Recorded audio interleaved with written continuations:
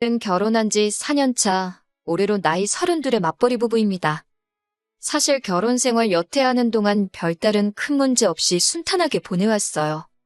시댁 어르신들도 막 좋으신 분들까지는 아니지만 그렇다고 막 유별나거나 나쁜 사람이다 할 정도도 아닌 분들이시고요. 물론 내 아들이 최고다, 우리 아들이 아깝다 하시는 부분은 있기는 하시지만 자기 자식이 더 아깝다고 생각하지 않는 부모가 어디 있겠어요. 시댁 가서 그러면 친정 가서는 저희 부모님이 저를 더 예뻐해 주시기 때문에 시부모님 저러시는 건 대수롭게 생각하지 않습니다. 물론 저희 부모님이 저를 예뻐하는 것과 시부모님이 아들을 예뻐하는 것의 표현이 다르긴 해요. 그냥 우리 딸, 우리 아들 최고 정도로만 하시면 딱히 기분 상할 것 없이 좋겠는데 시부모님, 특히 시어머니는 가끔 제 앞에서 남편 자랑을 하는 게 아니라 저를 깎아내리면서 남편을 치켜 올려줄 때가 있으세요. 저보고 너는 우리 아들 만나서 팔자 폈다, 뭐 이런 식으로 잊을만 하면 한 번씩 툭툭 꺼내십니다. 남편하고는 연애 결혼을 했어요.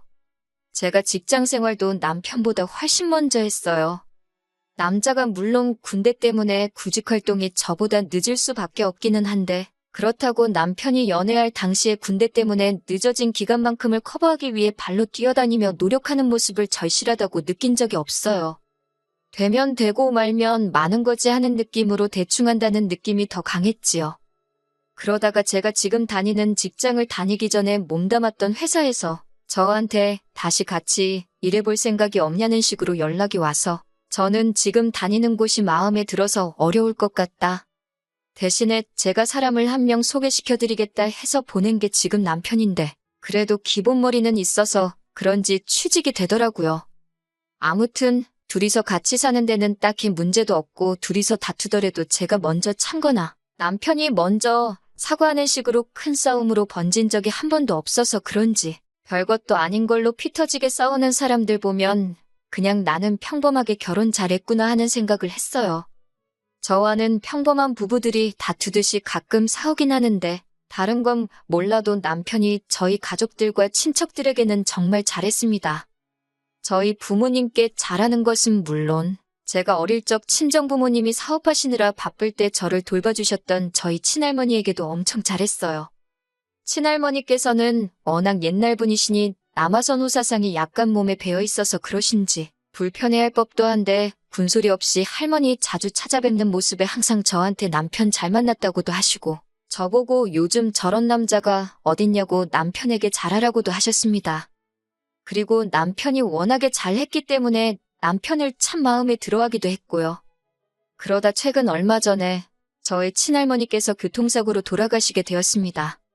할머니께서 보험도 많이 들어놓으셨고 해서 보험금도 많이 나왔고 교통사고의 원인이 된 가해자도 사죄의 의미로 돈을 많이 보내왔어요. 합의금 목적은 아니고 이 분도 본인이 젊을 적에 어머니를 사고로 잃은 분이시라고 합니다.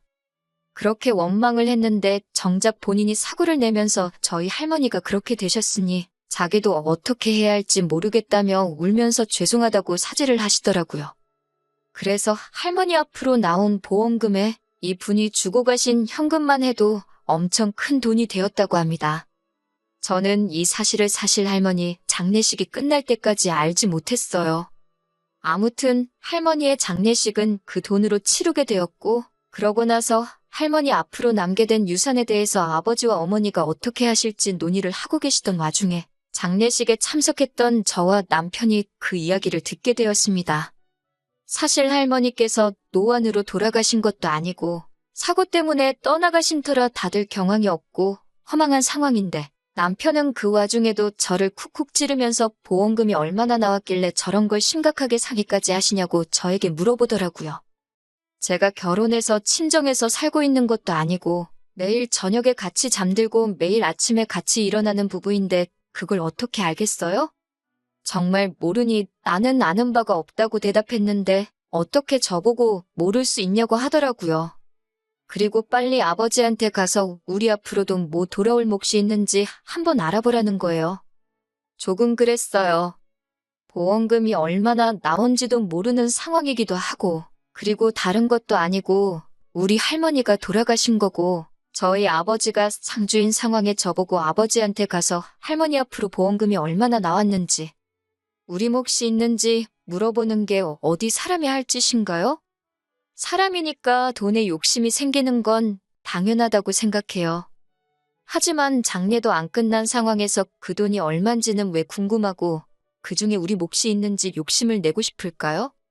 그래서 그런 건 우리 부모님이 알아서 할 문제고, 내가 아무리 외동딸이고 할머니와 가깝게 지냈다고 하지만 할머니 유산은 할머니의 자식들인 어른들이 먼저 알아서 나누는 게 맞지 않느냐고, 저는 그게 저한테까지 오지 않는다고 해도 관심 없다고 말했어요.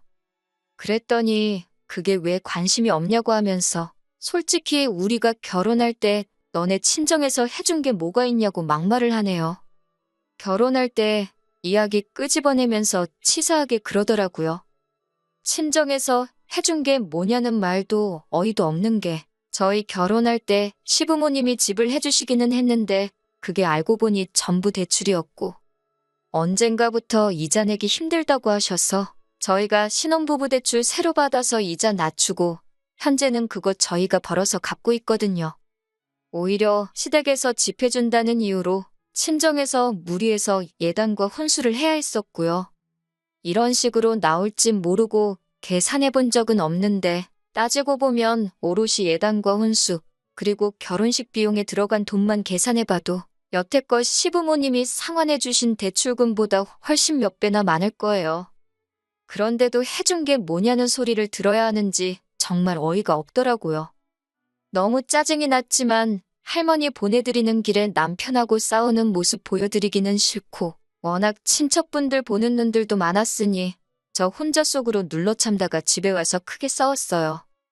남편 화나서 그 길로 혼자서 시댁으로 집 나가버렸고요. 이틀이 지나도 사과할 생각은 없고 뭘 잘했다고 시댁에서 머물고 있는 남편 보고 있으니 제가 너무 화가 나서 시댁으로 직접 데리러 갔습니다.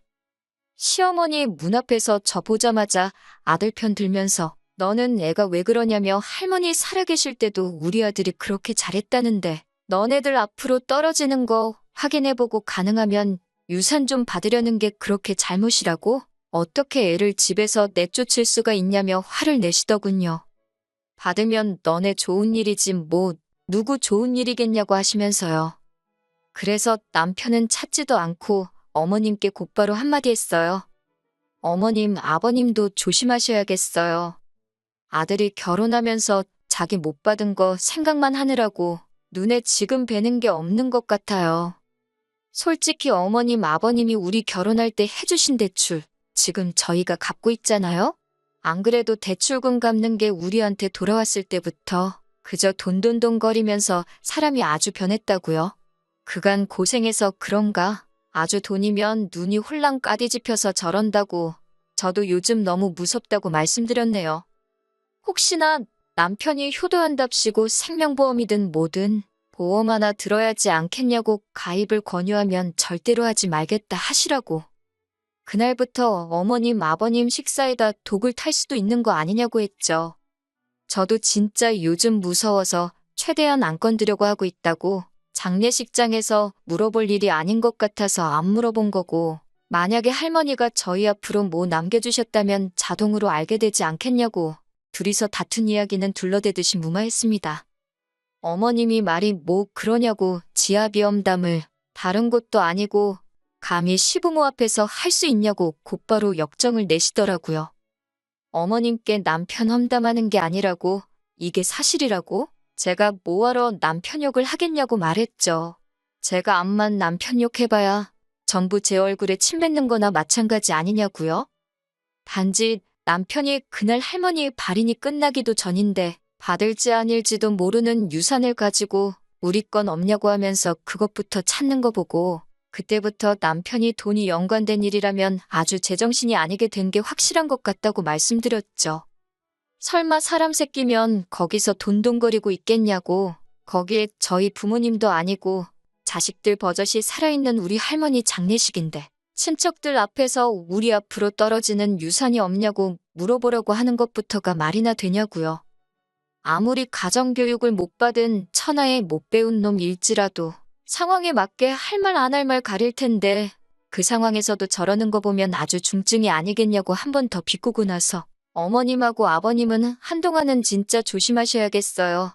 안 그래도 집에 못 보던 보험 책자가 보여서 귀뜸해드리는 거예요. 하고 말씀드리고 남편은 대충 달래서 집으로 데려갔습니다. 남편은 또 시부모님 댁에서 혼자 생각하며 정신을 차린 건지 자기가 너무했다며 저한테 자기가 말이 심했다고 넙죽 사과를 하더라고요.